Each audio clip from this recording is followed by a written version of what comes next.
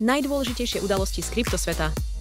Bitcoin tento týždeň prekonal hranicu $70 000 po 6-dňovom príleve kapitálu do ETF fondov, čo naznačuje pokračovanie bičieho trendu a potenciálny rast na 6-ciferné hodnoty začiatkom roku 2025. Volatilitu ovplyvnil aj pokles technologických akcií, najmä Tesly, čím sa potvrdila väzba kryptomien na tradičné trhy.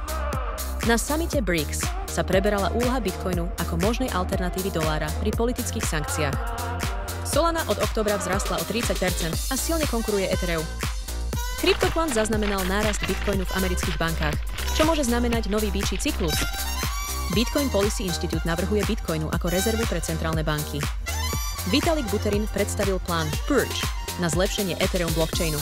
Dánsko plánuje zdaňovať nerealizované zisky z kryptomien od roku 2026 a Microsoft plánuje využiť blockchain pre transparentné hlasovanie akcionárov.